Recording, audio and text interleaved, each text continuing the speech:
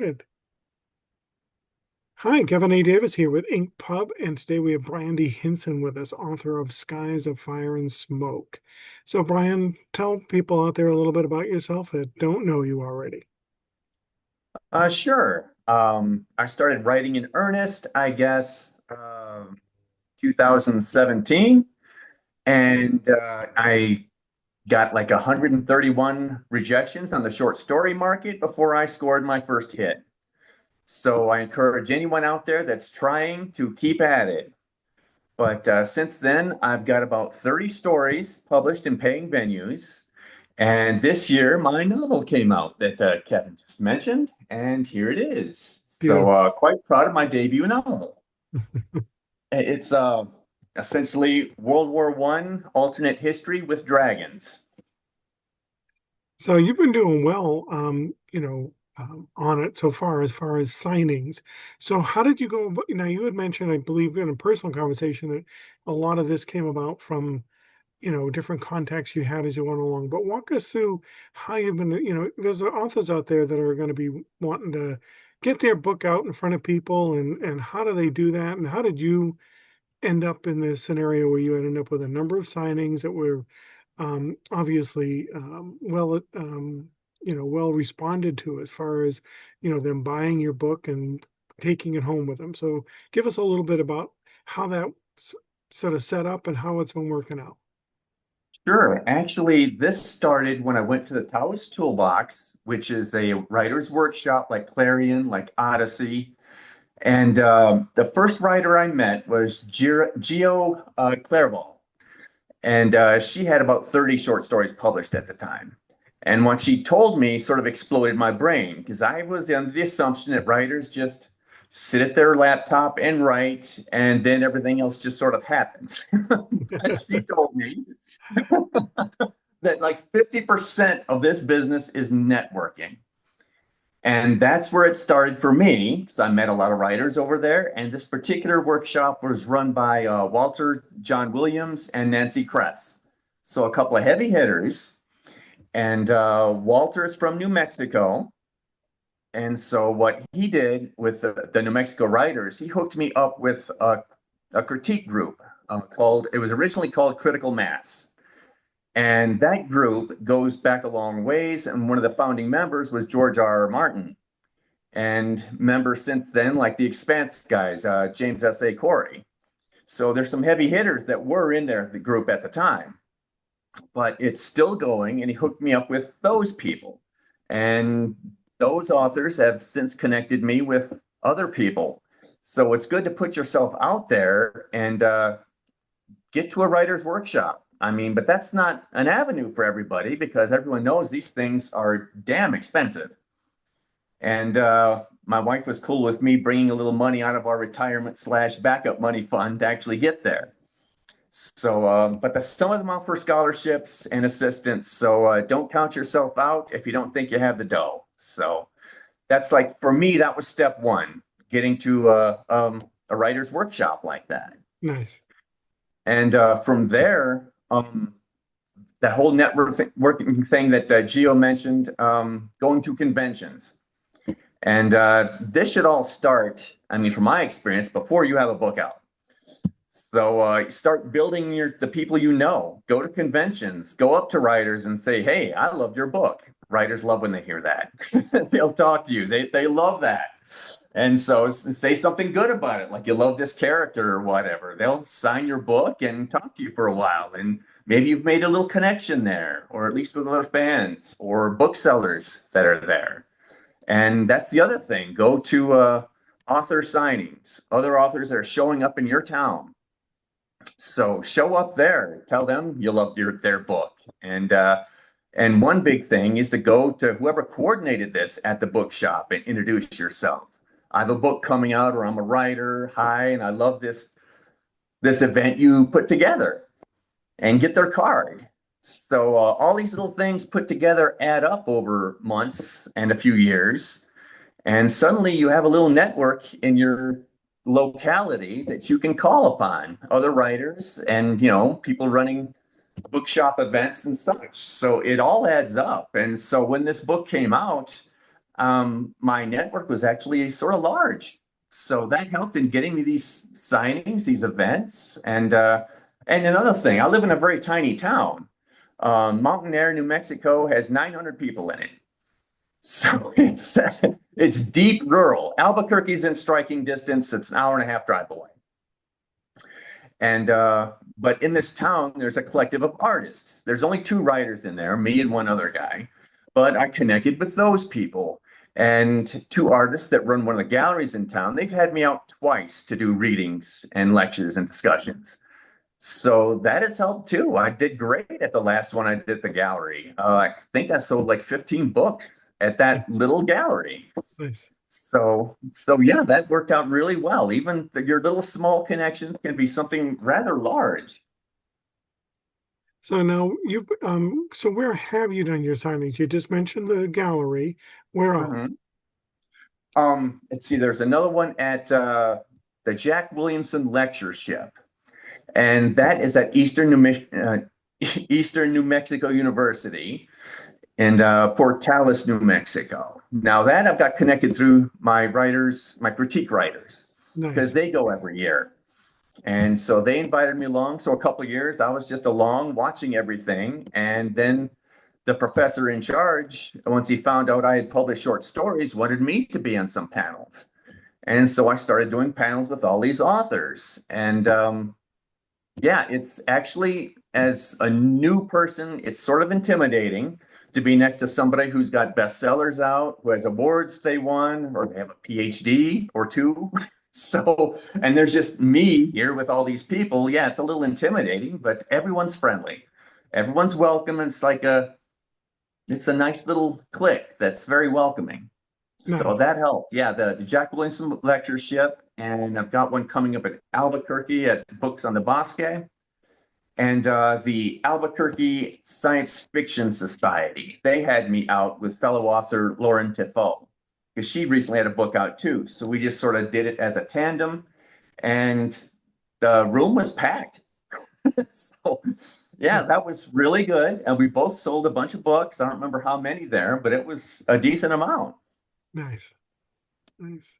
So yeah, I mean, you've mentioned some key points that so many people, you know, like you said, people, authors, believe they're going to, write the book, and somehow magically in this world, people are going to know about it. And it's like it's a saturated market, so deep. But when they meet you in person, and you've got a personality that they can engage with, they get a chance to say, this is something I want to read. And even just the pitch that you've given on the story itself. um, we have the book out at a group that sells it at various cons, and they keep selling it because it's something that is easy for people to recognize that this is an interesting story, and a lot of it has to do with piloting. Obviously, it shows that on the cover, right? Um, Sure. so so with that, you have some experience. With what goes on in the book, you mean? I Yeah, mean, yeah, as far as flying. oh yes, I am a pilot, and I don't fly anymore. I became too poor, but I owned a small single-engine four-seater aircraft for 10 years, and that was some of the best 10 years of my life. It's a wonderful experience. And it was a few years later, after I had to sell the aircraft and get out of that altogether, that it sort of hit me. What would it be like for, planes against dragons? And specifically at the dawn of flight, these flimsy little flyers these guys were flying. Because my little passenger airplane, which was made in the 1960s, was way more powerful and sturdy than what they were flying in World War One. Right. I mean, aluminum body and wings, and these things mostly had canvas or wooden bodies. And yeah, it's sort of amazing. The dawn of flight, the guys that would climb into these things and crank up the engine and go. You got to hand it to them, whether there's dragons in the air or not, Yeah. because they just didn't hold together that well. But the engineering was quite amazing when you consider it was, the 1910s. Right. and they Yeah. they didn't even have modeling structures like we do now for being able to determine before we build a plane, how is the wind going to affect it. It was just sort of like, let's try this, you know. Yes.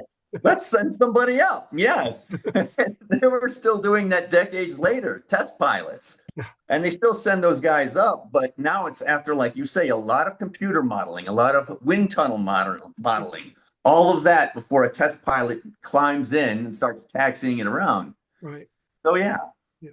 Anyway, I just thought I think it's interesting that, you know, you have some of that experience of being in the air, the fragility of it, but also, you're tying back to an older time when it's even far more fragile to be able yes, to deal with. So I just thought that was a great aspect of at least your path down this story. Um, sure. you know, so I think it gives it some authenticity as far as being able to, imagine the experience better than some of those of us who've only flown in the back, you know, Sure. Yeah, instead of actually at the controls.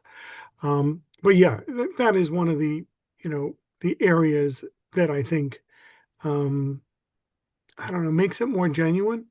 It could just be my perception, but that is just sort of what I see.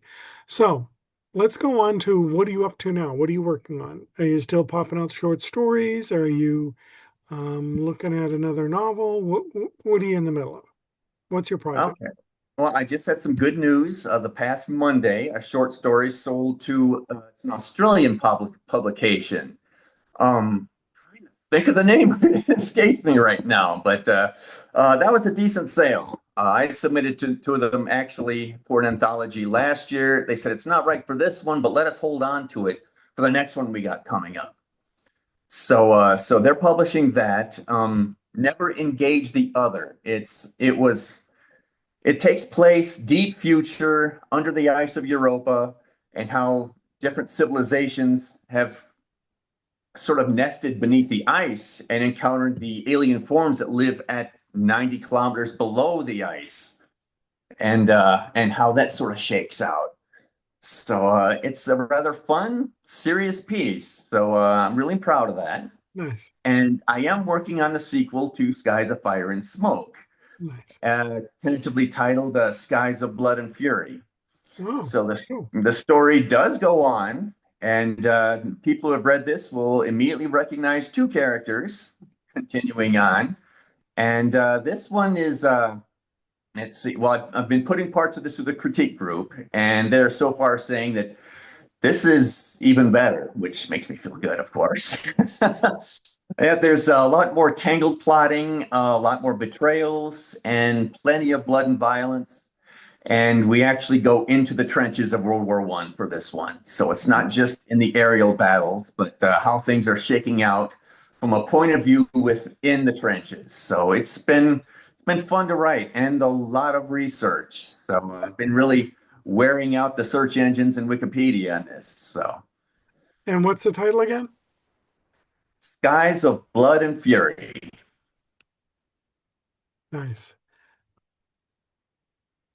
So that, will definitely, hit readers who have seen this, and experienced this book, to be able to continue because, no spoilers, but you've developed some very strong characters within this arc, within this piece, so that, people have a chance to really connect and are going to, want to, um, continue that. And obviously, it was not the complete end, as we were there as far as of the massive overview. But for these people, their piece of this arc, closes. But now we end up with, all the potentials that you left open. So I think it's a great plan. I think that's a superb way of doing it. All right. Thank So you. we've gone through, sort of the story, what you've been doing to get it out there. Um, and what you're working on. So, what are you doing outside of writing? What do you get to enjoy in your little rural area or in your travels? Oh, okay.